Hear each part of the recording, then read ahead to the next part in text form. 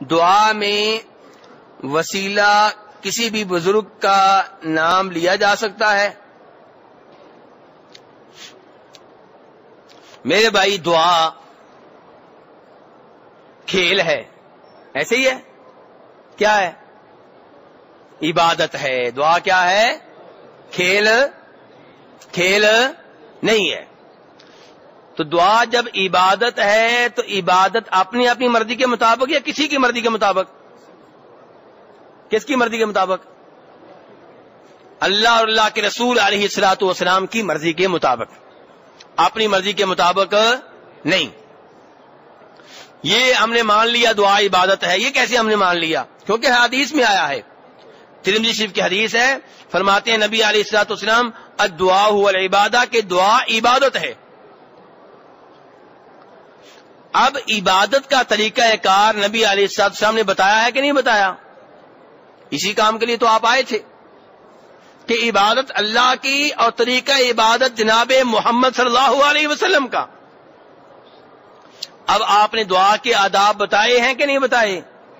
جی، یا آپ نے کہا تھا میرے بعد تم بیٹھ کے میٹنگ کر لینا، طے کر لینا خود ہی؟ جی بتائے ہیں۔ جی کیا بتایا آپ نے؟ آپ نے بتایا کہ دعا کے شروع میں اللہ کی حمد و ثنا بیان کرو، اللہ کی تعریفیں کرو، اور اس کے بعد آپ نے کہا میرے اوپر درود پڑھو۔ یہ دعا کے آداب ہیں کہ نہیں؟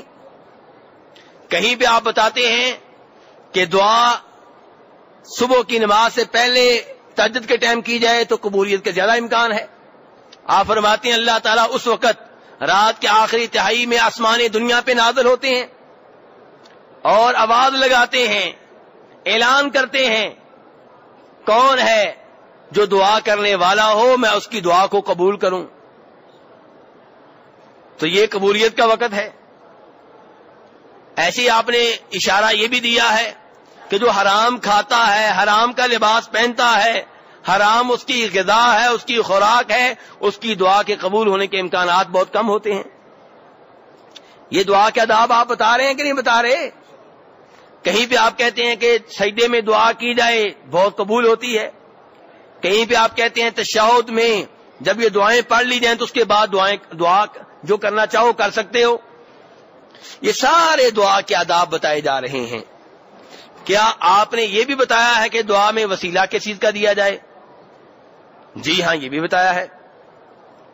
آپ نے قرآن پاک ہمیں دیا، اس قرآن پاک کو جب ہم نے کھولا تو 9واں سپارہ سورہ اعراف آیت نمبر 180 اللہ فرماتے ہیں وَلِلَّهِ الْأَسْمَاءُ الْحُسْنَى فَادْعُوهُ بِهَا، اللہ کے اچھے اچھے نام ہیں، فَادْعُوهُ، اللہ سے کیا کرو؟ دعائیں کرو، بِهَا، ان ناموں کے وسیلہ اور واسطہ سے۔ یہ ایک وسیلہ کیا ہے کہ دعا میں اللہ کے ناموں کو وسیلہ بنانا۔ کس کو وسیلہ بنانا؟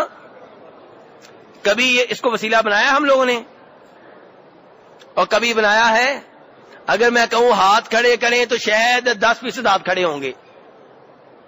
زیادہ تر لوگوں نے اس وسیلے کو کبھی استعمال نہیں کیا، جبکہ یہ وہ وسیلہ ہے جس کا قرآن میں آرڈر آیا، ترغیب آئی، انبیاء کرام علیہم الصلوۃ والسلام نے اسے اختیار کیا، امت کے علماء کرام کے مابین اس میں کوئی اختلاف نہیں ہے، اس میں اختلاف بھی نہیں ہے، پھر بھی اختیار نہیں کرتے لوگ۔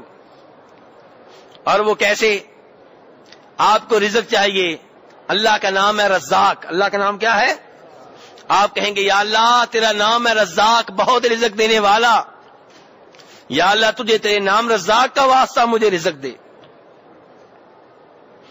یا اللہ تیرا نام ہے شافی، شفا دینے والا، یا اللہ تجھے تیرے نام الشافی کا واسطہ مجھے شفا دے دے، یا اللہ تیرا نام ہے الوہاب، بہت دینے والا، یا اللہ تجھے تیرے نام وہاب کا واسطہ مجھے اولاد دے دے۔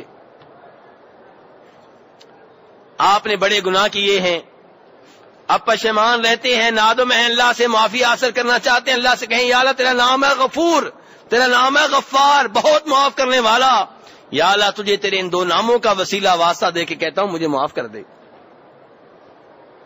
تو میرے بھائی یہ ہے اللہ دعا میں اللہ کے ناموں کو وسیلہ واسطہ بنانا۔ اس میں اختلاف ہے نا؟ اس میں اختلاف ہے؟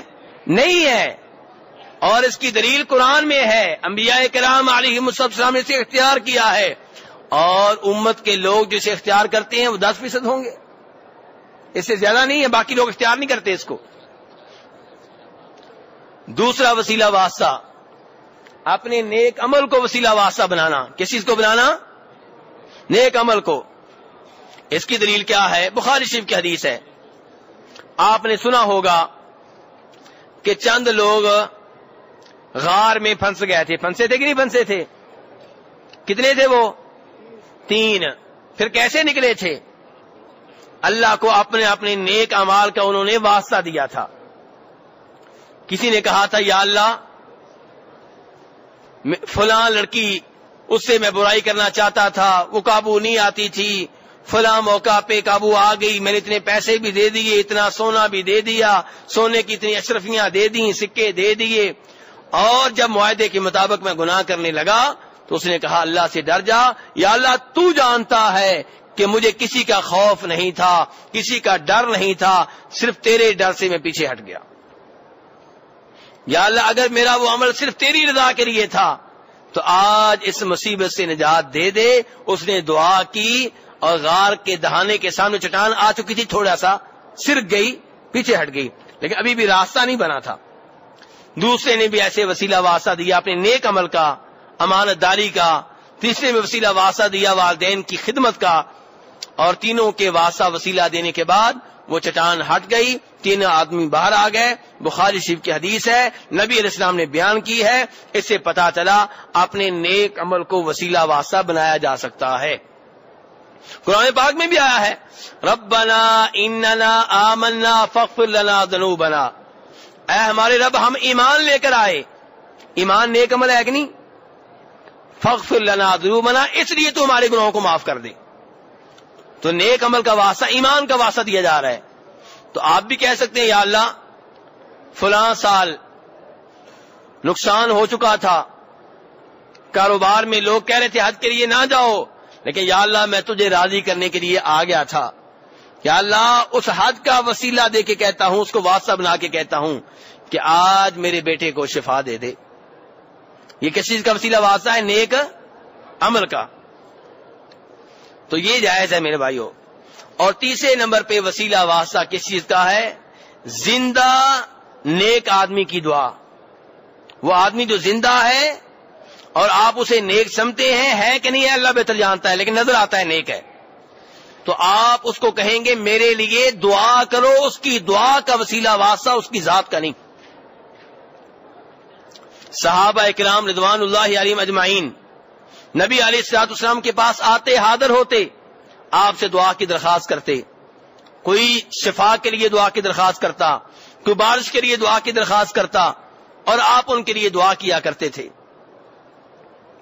تو یہ جائز ہے، درست ہے کہ جو زندہ ہے، موجود ہے، لیکن سوال یہ پیدا ہوتا ہے کہ جو فوت ہو چکا ہو، موجود نہ ہو، کیا اس کی ذات کو وسیلہ واسطہ بنا سکتے ہیں؟